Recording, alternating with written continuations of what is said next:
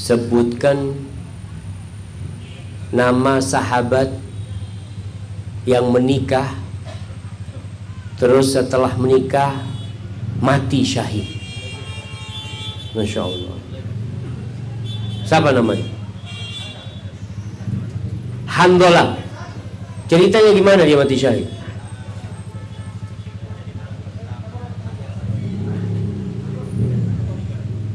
Pegang mic.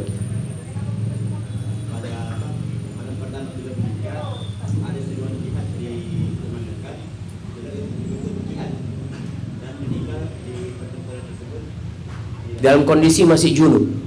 Subhanallah jemaah. Ya, kasih hadiahnya. Bayangkan jemaah, ditinggalkan kenikmatan dunia ini karena dia tahu ada kenikmatan yang lebih dahsyat dari semuanya jemaah. Akhirat itu lebih baik dari dunia dan isinya. Maka alhamdulillah ketika dengar panggilan ya khailallah irkabi, ditinggalkan istrinya. Dalam kondisi junub berangkat perang, mati. Sedangkan sekarang anak muda kalau disuruh untuk berjuang, aduh anak belum nikah Ustaz.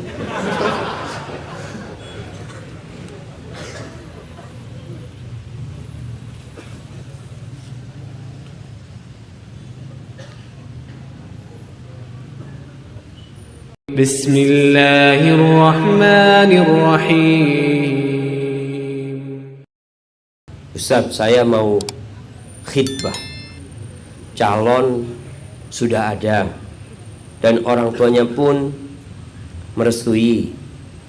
Tapi keluarga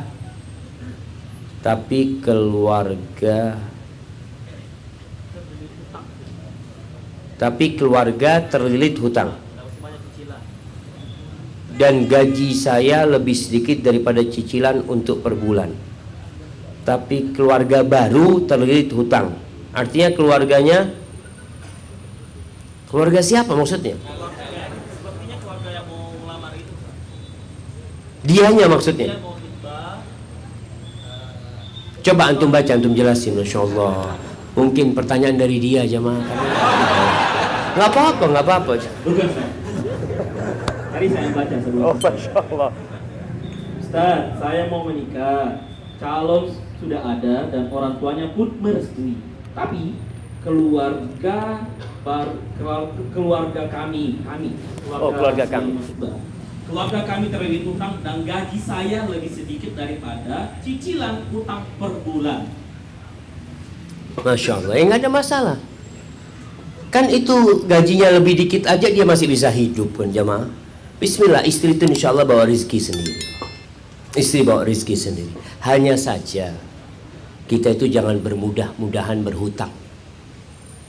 Jangan bermudah-mudahan berhutang.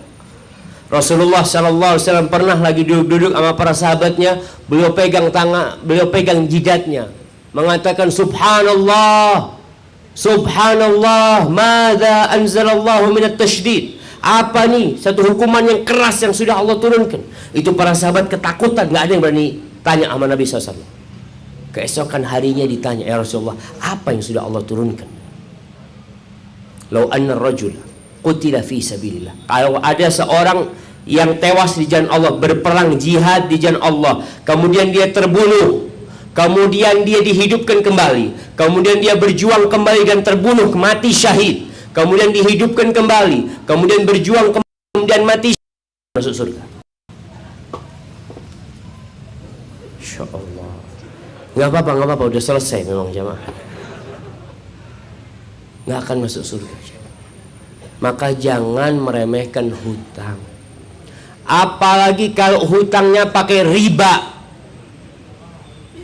Kita lihat semua sekarang. Orang-orang dulu Masya Allah jamaah. Kalau anda lihat ya orang-orang tua dulu, Masya Allah, rumahnya, Allahu Akbar. Anda ingat 2 hari yang lalu anda datang ke sebuah rumah. Rumah itu masih temboknya dari bambu. Dari bambu. Lantainya dari tanah. Tapi bukan hutang. Punya sendiri. Tenang orang tua itu hidup. Anda ngobrol sama ibu tua, habis maghrib dia pakai ruko ya, pakai mukena, ya Allah jamaah. Tapi kalau antum tinggal di rumah yang mewah, mobil bagus, motor baru, hutang, sengsara hidup antum. Maka buat anak, antum harus ngobrol sama keluarga, harus diselesaikan hutang ini. Kalau harus menjual, dijual. Hidup tanpa hutang. Rasulullah SAW berlindung dari hutang. Beliau mengatakan, Allahumma inni a'udzubika minal ma'thami wal maghram. Ya Allah, aku berlindung kepadamu dari dosa dan dari hutang. Maka kalau memang tadi antum punya hutang, gaji nggak cukup untuk menutupin itu, ngobrol sama keluarganya. Tinggal bagaimana sekarang antum memanage hal itu sehingga bisa terlepas dari hutang. Pertanyaan terakhir. Bismillah. Masya Allah. Tadi pertanyaannya kan yang harus sesuai dengan tema. Bagaimana seharusnya sepasang suami istri bersabar karena belum dikaruniai seorang anak? Aisyah punya anak apa enggak? Enggak punya anak. Sabar. Hafsah punya anak apa enggak? Istri Nabi SAW. Yang punya anak itu cuma Khadijah radhiyallahu taala anha, istrinya Nabi. Nabi artinya nggak punya anak dari Aisyah, nggak punya anak dari Hafsah, dan beliau bersabar.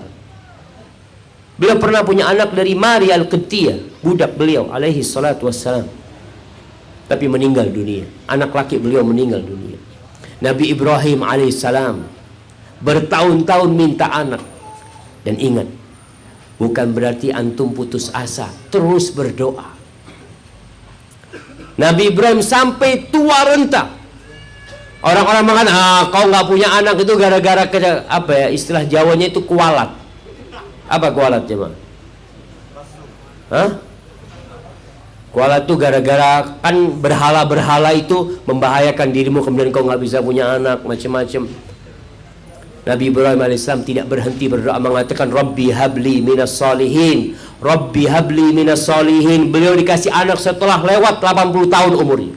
Istrinya mandul jemaah, tua renta, Allah kasih anak. Maka jangan putus asa, terus berdoa. Nabi Zakaria yang rambutnya sudah beruban, punggungnya sudah lemah, istrinya juga mandul, beliau mengatakan walam akun bidu'aika